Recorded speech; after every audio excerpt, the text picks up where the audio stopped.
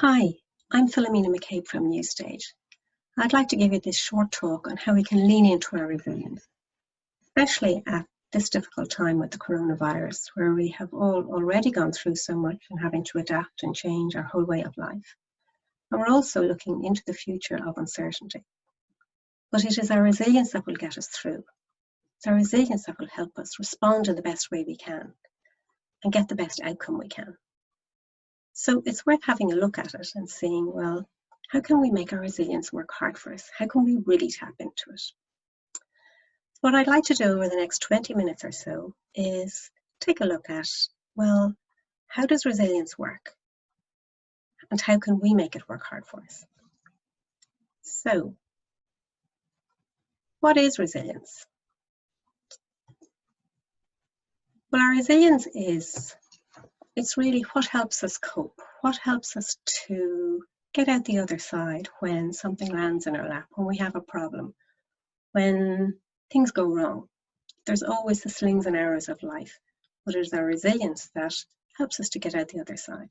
Could be something that's happened or something that's ongoing. So what I say is, it's our ability to deal with and respond effectively with difficult situations. Dr. Richard Davidson, a well-known neuroscientist, says it more succinctly, and he says, it's the rapidity with which we recover from adversity. Well, there's two key things that we need to note and remember about our resilience. The first is that it's not innate. We weren't born with a finite level of resilience. The only way we have got our resilience is by going through these little problems and issues and slings and arrows along life. And they have started from the get-go, from the creche and the playground. So we all have resilience. We have all learned and experienced these things. So we have developed and grown our resilience along the way. And the good news is that we can still further develop it as life goes on. And the second key thing to remember is that it's dynamic. It's resilience. It's a bit like our confidence in that way. We don't just always have a consistent, constant level of resilience when we wake up every morning. So on a day that we're at a low ebb, something small could happen. And, that could just push us over the edge and make us feel we just can't cope and we don't know what to do next, and we can feel stuck and overwhelmed. On another day, when we're feeling strong, something big can happen and we can just respond really well to it and say, okay, look, while this is unwelcome, I know I'm going to get out of this. I don't know how yet, but I know I will get out of it. And we start putting the steps in place to make that happen. So it's important to remember that, because on a bad day, we can forget that, you know what, I have come through problems and issues and adversity, and I will get there. I do know how to do that. I just don't feel that way at this moment in time. So I always think that's something really important to remember. So there's been a lot of research done on resilience, and there are several factors that help promote our resilience. And the more we have of them and the stronger we are in those factors, the better our resilience. So we just picked out 8 factors, because we're talking here about our psychological resilience. So we picked out 8 factors. It's not an exhaustive list, but I'll just go down through them for you quickly. But the first one is positive relationships. So that's inside and outside the family, where if we have, connections that we can rely on and that we get support from, that really helps us in our resilience. It helps us feel not isolated and not alone, and that we have somebody to turn to. We have somebody who has our back. We have somebody who cares about us. And we're reciprocating that as well. So we have that relationship. That really does promote our resilience. The second thing is self-belief. So that's where we trust ourselves and we remember and we believe, I will come through this. There is a way out of this, and I will come through this, believing in ourselves. Third one is meaning. So people who have a sense of meaning, that's having a sense of purpose. Really, I suppose, using our talents to something that's important for us. It's what we get up for in the morning. It can be hard to identify, it does change over time. But that's worth investing time and energy into also. Another factor that promotes our resilience is this idea of proactivity. So that's people who are good at taking action, who don't sit and wait for something to happen or someone else to do something, but to actually take up the cudgels and go and take action. Otherwise you can get, inertia and get that feeling of being stuck. So being proactive can help us. Elasticity. So that's the one where we're not too rigid in our thinking, or not too committed to only one way of doing things, that we can flex and be open to maybe different ways of solving things. Otherwise, we're really, I suppose, narrowing our options. The next one is emotional control. So that's where we can manage our thinking so that we don't get too absorbed in being self-critical or having thoughts that don't serve us, and also managing our behavior.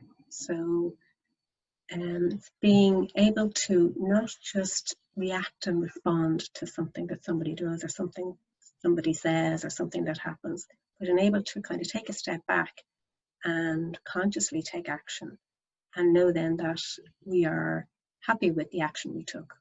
Of course, we don't always do that, even with the best intentions, and even people who are very good at it. But those who have more emotional control and don't react, their resilience is stronger. So it's something worth cultivating. Next one is interests, or having more dimensions to life. So often, particularly with our busy lives now, we may just have work and home. I know I was that person at one time. And that means if something goes wrong in one of those things, then 50% of your life is upset. Whereas if we're involved in different things, if we're involved in different groups or different interests, it just gives us a healthier perspective on life. It's also very good for us. Seeking help. Interestingly, this is one that I come across that people are least able to do and least tap into. And when I ask them why, the answer is, oh, well, I'm a mature adult. I should be able to look after myself. And I should be able to just be independent and do things for myself. And that's not really fully true, because we aren't all experts on ourselves. We're not experts on everything, even about ourselves. And the other thing they say is, well, that's kind of a sign of weakness to go and look for help. And the opposite is true there also. It takes courage, clearly, to ask for help.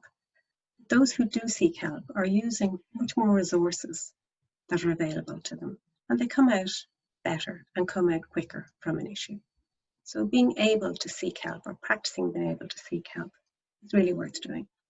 This includes help from friends, colleagues, and social support as well. So there's actually a lot of social support out there, particularly now, that we may not even know about. So they're the 8 factors that do contribute to promoting our resilience.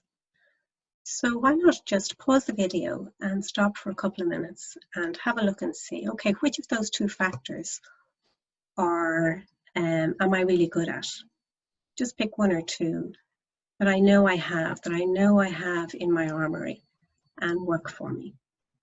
And then have a look and see, well, which 1 or 2 factors maybe would I least turn to and do I least cultivate? And maybe nurturing one of those could enhance my resilience and give me a broader set of tools in my kit bag. Okay. So what I want to do now then is bring you through a few tools and strategies. So it's nice to have, a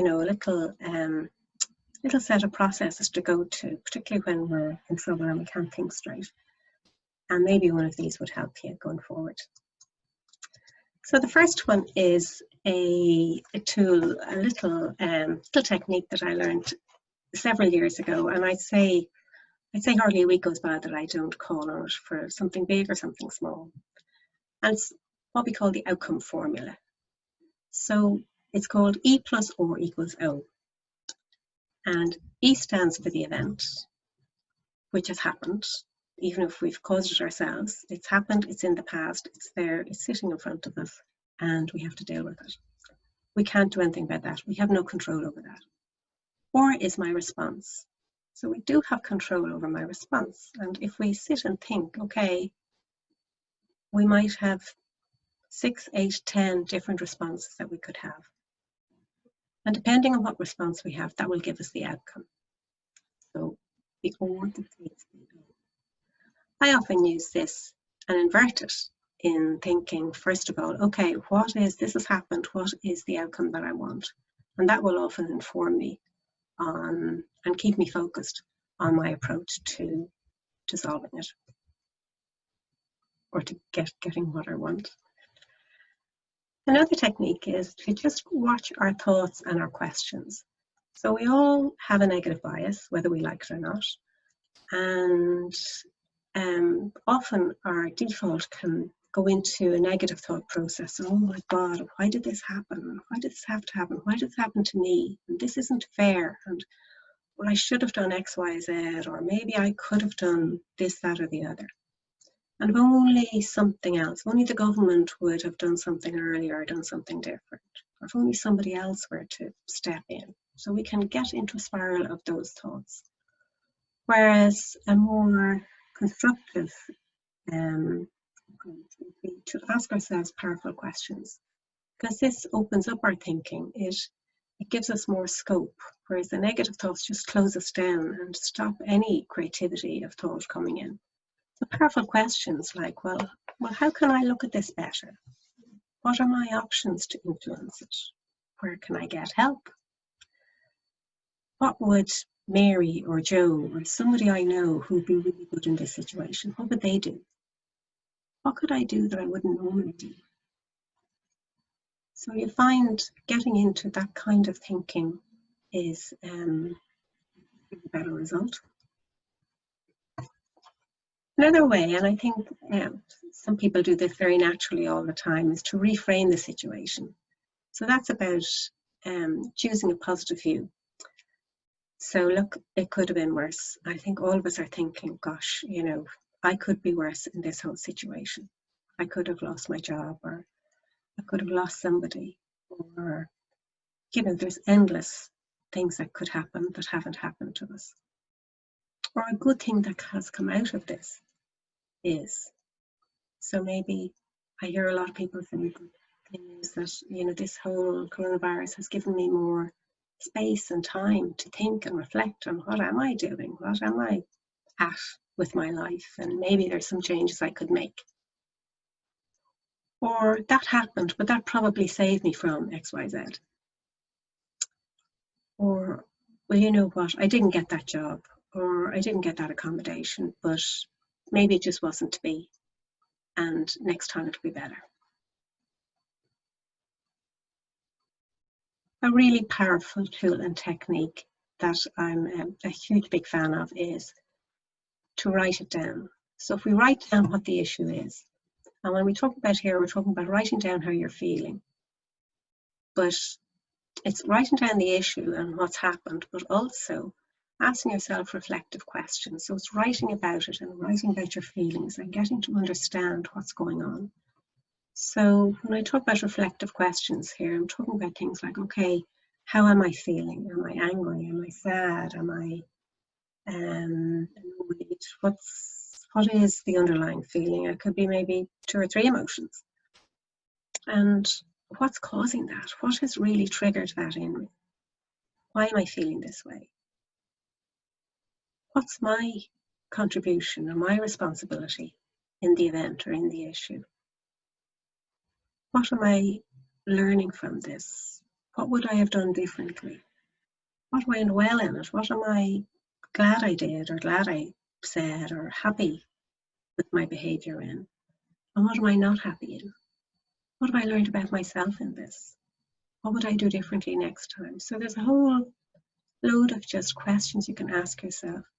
And this really, in the writing of it, gets underneath it and gets us to understand ourselves better. and heighten our awareness, and that then is always helpful.